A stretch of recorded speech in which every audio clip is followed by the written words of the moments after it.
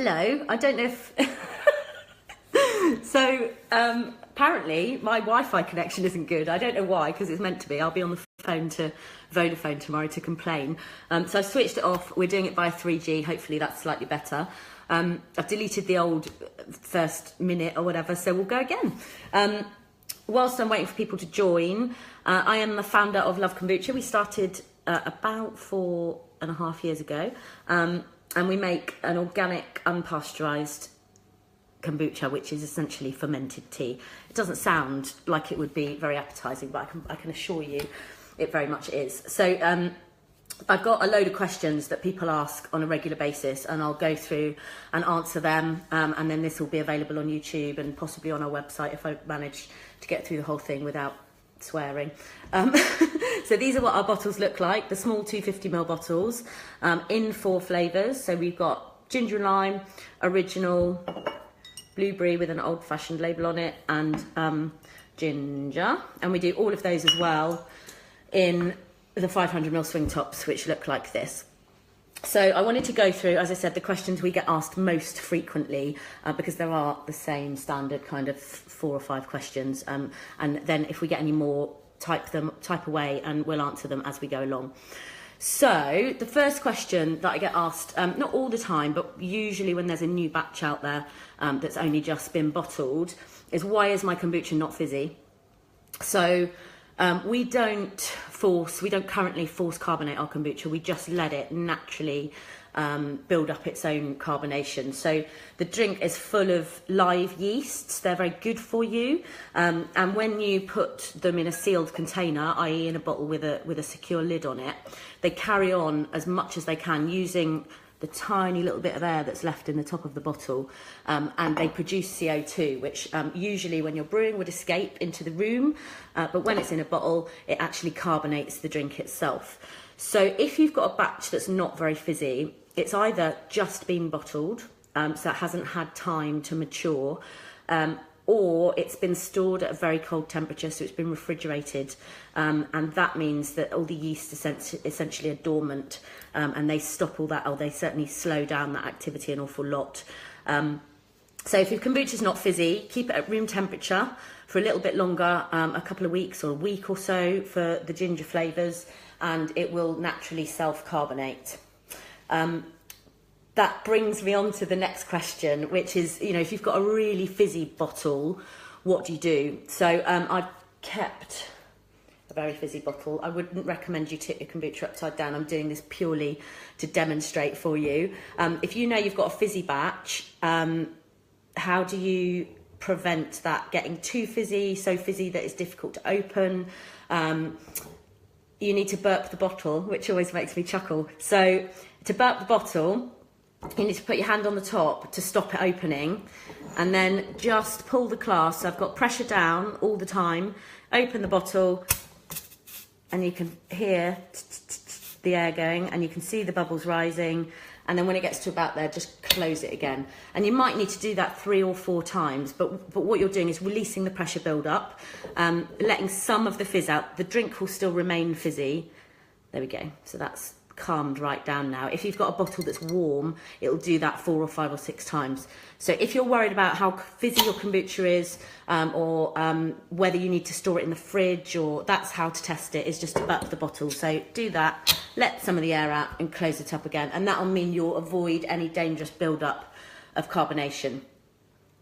What other question? Oh, is it live? Yes, I get... So some people drink kombucha because they like the taste. Some people drink kombucha because they're trying to cure something or have an impact on their health, like IBS. I first started making and drinking kombucha because I suffered with IBS. And in order for it to be of benefit, it needs to be live. That means unpasteurised. Most of the kombuchas out there are unpasteurised. It should say on the bottle live or unpasteurised. You get some major brands. There's one called Carpe Diem, which I think is owned by Red Bull. It's pasteurised. It's got a really long shelf life. Ours is all completely live and unpasteurised. That's the important word to look for on the bottle. So yes, absolutely, it's live, and that's why we have these you know, differences between fizzy batches and non-fizzy batches. How much sugar is in kombucha is something that I get asked an awful lot by people that are trying to brew themselves at home, if they've bought a copy of the book, or our brand certainly has very, very little sugar in it. It's less than 3 grams per 100 mils across all the different flavours, which means it won't fall, it won't qualify for the sugar tax when that comes in next year. It means it's suitable for diabetics, although they'd still need to keep an eye on their intake. There are some brands out there that have got 6-7 grams of sugar per 100 mils. As I said, ours is less than 3 across every single flavour. The reason that people often ask about sugar is because when you make kombucha, you have to use quite a lot of sugar in the original recipe. But don't get hung up, the sugar is not actually for us to consume in the finished product. It's what the cultures need to feed on in order to create all the good stuff that we look for in kombucha, the acids and enzymes, and indeed the yeast needs sugar as well. So the longer you brew for, we brew for a minimum of 3 weeks, and we test that sugar all the way through the brewing process. The longer you brew for, the more the sugar content drops throughout. Can I return the bottles? I must get 4 or 5 emails a day. Your bottles are so lovely. Can I pay to send them back? Obviously, they're talking about these ones, and they are lovely. And unfortunately, we can't take them back. It is a real shame. When we first started and we were only delivering locally, it was something that we did. We gave shops like a bottle deposit back. We gave customers, 50 pence off their next bottle if they were able to return the old one. But as we've got bigger, unfortunately, it's not possible. First of all, if we're delivering by courier, it costs us just as much to pick up 12 empty bottles as it does to deliver 12 full ones. Couriers are notoriously horrendous with glass and tend to break stuff, which then makes it even less cost effective. The other thing when we were taking bottles back is that some of them used to come back in a really manky state. So they might have been left outside in a crate in the wind and the rain for a month. And there's no way we know what's happened to it whilst it's been left outside or even in someone's house. And there's no way we can then, sterilise, make sure that it's at a standard which it can be used again. So unfortunately we can't. We do get some really innovative posts happens more on Instagram than on Facebook, of how people are reusing their bottles. So I know someone that keeps all her rice in them, or pulses, or because plastic's definitely going out of fashion, quite rightly so. People will reuse them and take them in their handbag, as their bottle of water if they're trying to go plastic free. And that's great. We love seeing how people are reusing them, but unfortunately, no, we can't reuse our bottles. Why are there bits floating in my kombucha? Let me see if I can show you one. So sometimes, there isn't one really. Sometimes in the top here, you get a little jelly-like substance, if you like. That's actually a really good sign. It's proof, if you like, that it's living, good quality kombucha. If it's not there, it doesn't mean it's not good quality kombucha. It means it's an absolutely airtight bottle. If you do see this jelly-like thing in the surface or the neck of the bottle, that is a new culture forming. So you can get rid of it, you can drink it down. It's not going to do you any harm. In fact, it's the bit that's the most full of goodness. So don't worry about it. Pop it out or drink it down, no problem. In the bottom, I don't know if you can see that very well. There you go. There's some sediment in the bottom, and that's a mixture of things. That will be pure juiced root ginger. If I swirl it around really gently, it gradually mixes in and makes the whole thing go kind of opaque looking. So that's because we use juiced root ginger to flavour our drinks. Obviously we don't use juiced root ginger in our unflavoured variety, and there is a little bit of sediment there. It's not the best. There it is. You can see little bits and bobs. Again, not going to do you any harm. It's just yeast particles. You can filter them out through a tea strainer or leave them in. It's not going to do you any harm at all. If I've got one like that, I just tend to leave the last mouthful of the bottle if I'm drinking it. But with the ginger flavours, absolutely, it's the actual ginger that just sinks to the bottom. So nothing to worry about at all. Hold on. before I go. This is a Pimm's that I made using original kombucha, soda water and Pimm's, obviously. So I use kombucha as a mixer with all sorts of things. The ginger and lime is particularly good as a mixer with gin in it. I make up, like, obviously non-alcoholic mixers for my son. The blueberry kombucha, apple juice and soda water in a big jug with ice. They absolutely love it. So, how much should I drink? So if you've been drinking kombucha for a little while, you can probably, I mean, I probably drink one of these 500ml bottles every day. No, not every day actually, probably not at the weekends. It's when I'm at work and I'm surrounded by it, then that's my afternoon pick-me-up drink. The little bottles are ideal, only 250ml. But if you've never ever had kombucha before, it's pretty potent stuff. So if you think about the kind of portion size that you get for a probiotic, like an Actimel or a Yakult, so it's almost like an egg cup size. It's probably 150 millilitres. We always say start small. So start with a little bit, about that size. 150ml is fine. And for every glass of kombucha that you have, make sure you drink at least 1 glass of water at some point during the day. What you don't want, it would happen if you'd never had a can of Coke before and then you drank, you know, a whole can or 3 cans in a day. It would happen if you'd never had wine before and suddenly drank 3 glasses in a day. So just go steady, start small, drink plenty of water. And then after 3 or 4 days, you can probably have then 2 small glasses a day and gradually build up. So you don't need masses of quantities in order to get the good stuff in. Again, think about that little portion size you have for Actimel, etc. Although these are naturally occurring probiotics and things, not laboratory produced. What's the next question? Okay, so the taste of kombucha. Why does it taste? Why does it taste like that? It tastes a bit sour? It tastes a bit vinegary. Is that normal? And if you've never had kombucha, yes, it is normal. So different brands will taste different. Every single batch tastes slightly different. The reason that kombucha, and some people have better taste buds than others, and taste is so subjective, it's really difficult, because what one person loves, another person doesn't.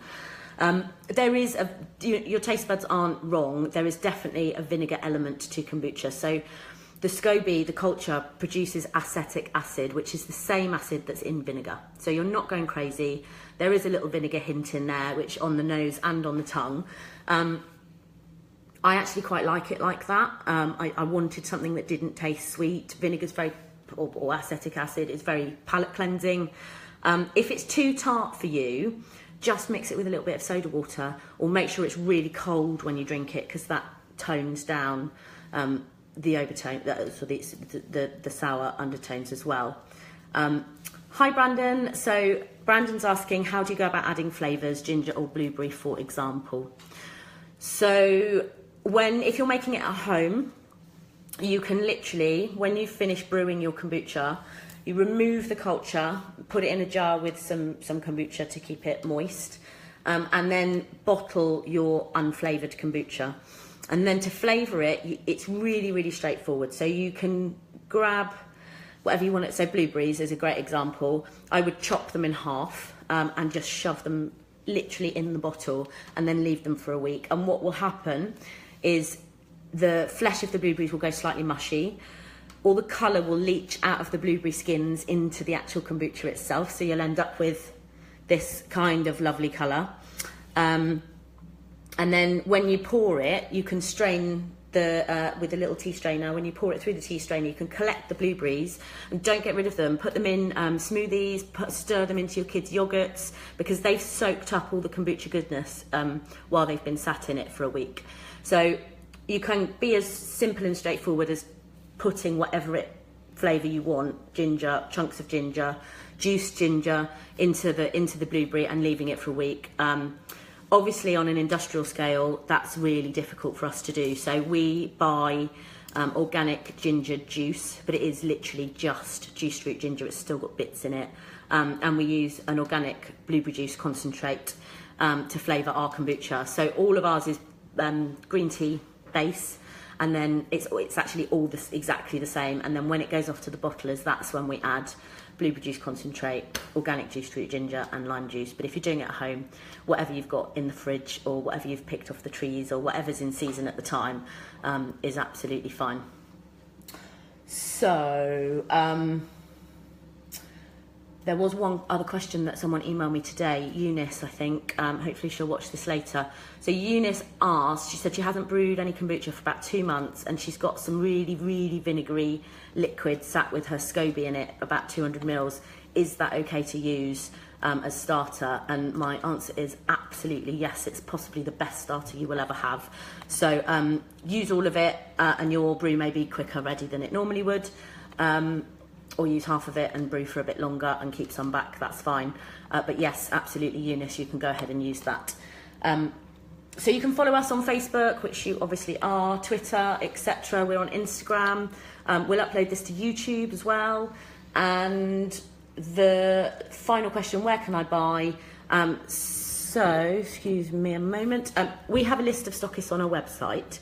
It is woefully out of date because every time, last time we tried to add all of our new stockists, there were about 400 and it took forever. So every 6 months or so we'll do another tranche of adding, but you can find Love Kombucha in most health food shops, certainly Whole Foods, Planet Organic, hopefully in some slightly more common places soon as well, which I'll announce nearer the time. But so phone your local health shop, do they stock it? If not, ask them if they can, because they've definitely got a way to get hold of it, even if they phone me and I can send them some. It's quite straightforward. We do deliver UK-wide, UK mainland. You can have a subscription, so you get a case delivered to you every fortnight, month, quarter, and you can update that, change it, cancel it, pause it at any time. So if you really love kombucha, then go for the subscription option. And I think that's probably about it. So thanks to those who joined and asked questions. Thanks for those who sent questions in earlier. I'm always available if you have a batch of kombucha and you've got some questions. If you've got some of our kombucha and you've got some questions, just give me a call. My number's on the website. Thanks very much, everybody, and I'll see you again soon.